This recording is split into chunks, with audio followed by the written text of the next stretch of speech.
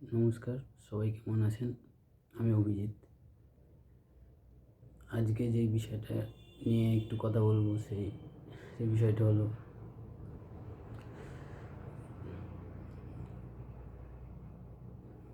একটু শ্রীকৃষ্ণর বিষয়ে কথা বলবো।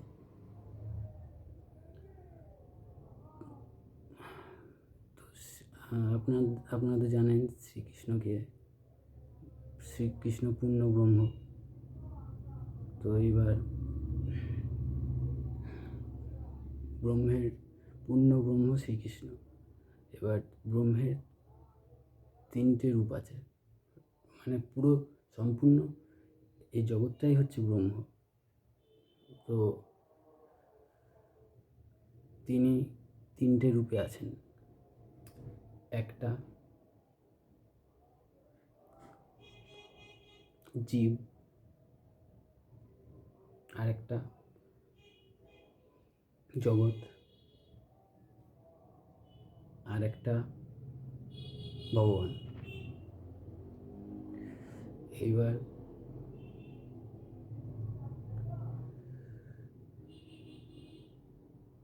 আমরা যে যেটা বাইরের জগতে যে আমরা হচ্ছি ব্রহ্ম। এবার ব্রহ্ম মানে তাহলে আমরা এরকম কেন? আমাদের তো কিছুই, মানে ভগবানের মতন তো কিছুই না, আমরা তো সাধারণ মানুষ। সেটা এটার কারণ হচ্ছে একটাই, হচ্ছে মায়ার জন্য। এটা আমাদের উপর মায়া। মায়া মানে তো মায়া হচ্ছে মিথ্যা। মায়া মানে হচ্ছে মিথ্যা, যেটা নেই সেটাকেই বলছে মায়া। মানে শুধু সেটাই না যে যেটা নেই শুধু সেটাই হচ্ছে মায়া, তা না। মায়া অনেক কিছু আরও, সেটা আলাদা কথা, সেটা অলৌকিক শক্তি একটা ভগবানের, যাই হোক। কিন্তু মূলত হচ্ছে মায়া মিথ্যা, এইটুকু প্রথমে তো বোঝেন যে মায়া হচ্ছে মিথ্যা। এই তো মায়া এই ব্রহ্মকে, মানে সব জীবের কথা বলছি, সব আপনি সবার কথা বলছি, ব্রহ্মকে স্বরূপ ভুলিয়ে দিয়েছেন মায়া। তাই এটা এটা হচ্ছে ব্রহ্মই যে ভুলবশত ভুলবশত নিজেকে মনে করছে যে আমি আলাদা আলাদা আলাদা, কিন্তু এটা আলাদা না, এটা সবাই এক। সেই হিসাব থেকে যখন জ্ঞানীরা বলে যে যে সবাই ব্রহ্ম, তো সেটার মানে হচ্ছে, মানে হ্যাঁ, এটা ব্রহ্মই, শুধু সে স্বরূপ ভুলে গেছে। যখন যখন তা সে মায়া মায়া নিবৃত্তির ফলে যখন জ্ঞান লাভ করতে পারে, তখন সে বলে না যে সে ভগবান হয়ে যায়। তখন জ্ঞান অর্জন করলে সে তার স্বরূপটা জানতে পারে, আসল জিনিসটা জানতে পারে। এটা তাহলে কি সে ভগবান হয়ে যায়? না, ভগবান হয়ে যায় না সে মোটেও। সে স্বরূপটা জানতে পারছে আসল। ভগবান তো ভগবানই, যাই হোক। কিন্তু বলার উদ্দেশ্য হচ্ছে এটা ভগবানই, এটা আলাদা কোনো আমাদের কোনো পার্সোনালিটি নেই এটা। তো যাই হোক, এবার জগৎ যেটা আমরা যে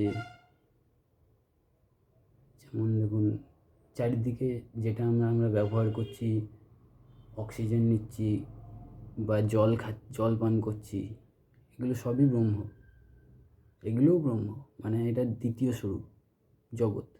ব্রহ্মর দ্বিতীয় স্বরূপ হচ্ছে জগৎ।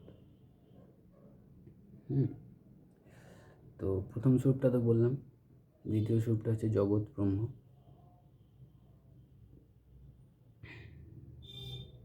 মানে আমরা যেইগুলো, মানে সব কিছুই ব্রহ্মর মধ্যে। আরেকটা যেটা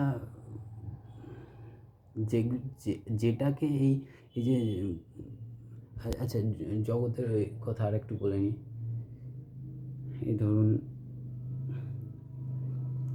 জগৎ বলতে যেমন এই পঞ্চমহাভূতের কথা ধরুন আপনি, যে এই যে পৃথিবী, জল, বায়ু, তেজ, আকাশ, এগুলো সবই ব্রহ্ম।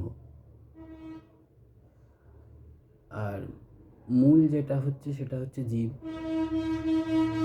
চেতন জীব।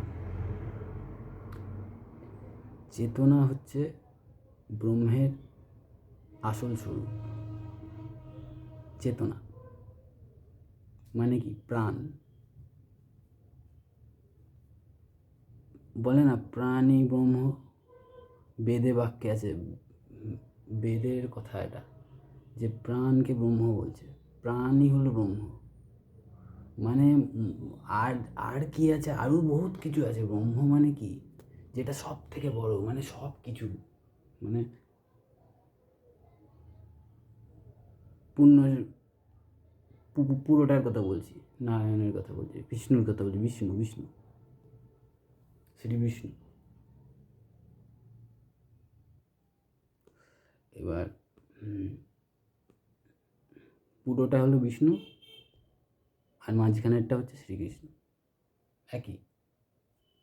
যাই হোক,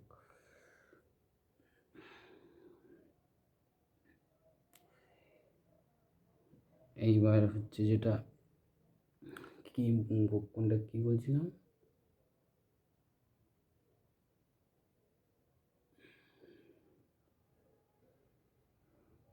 হ্যাঁ, তো মায়া আমাদেরকে স্বরূপ ভুলিয়ে দিয়েছে, তার জন্যে ব্রহ্ম, ও হ্যাঁ, নিজেকে, আমরা নিজেকে মানুষ ভাবছি, কিন্তু এটা ভগবানই। হ্যাঁ, আর যেটা বলছিলাম, প্রাণের কথা বলছিলাম, যে প্রাণ বলে ব্রহ্মকে, বলে প্রাণ। চেতনার কথা বলছি, যেটা যেটা বললাম আগে, বললাম চেতনার কথা। প্রাণী কথায় আছে, বলে প্রাণী ব্রহ্ম। তো মূল হচ্ছে, মূলত আর যাই হোক, ব্রহ্ম যাই হোক, কিন্তু মূল যেটা সেটা হচ্ছে প্রাণ, মানে চেতনা। মানে চেতনা মানে কি? চেতনা মানে তো জানেনই কি বলছি আমি, চেতনার কথা কি বলতে চাইছি তো বুঝতে পারছেন আপনি চেতনার বিষয়ে। চেতনা মানে তো, মানে এই যে কনসিয়াসনেস যাকে বলে, চেতনা, কনসিয়াসনেস, এটাই হচ্ছে ব্রহ্ম, কনসিয়াসনেস বা চেতনা। তো এই যে সম্পূর্ণ জগৎটা একমাত্র ব্রহ্ম, চেতনা। আর বাকি যেটা আছে, আর কিছু নেই, কোথাও কোথাও কিছু নেই, সব কিছুই ব্রহ্ম। এক, এক শ্রীকৃষ্ণ, এক, পুরো ব্রহ্ম, পূর্ণ ব্রহ্ম, এক, আর কোথাও কিছু নেই। বাকি কি আছে তাহলে? মহাকাশে কি আছে? যাই হোক, কি আছে বলা যাবে না, এটা কি আছে যাই থাকুক, ব্রহ্ম হচ্ছে চেতন। আর যেটা আছে সেটা হচ্ছে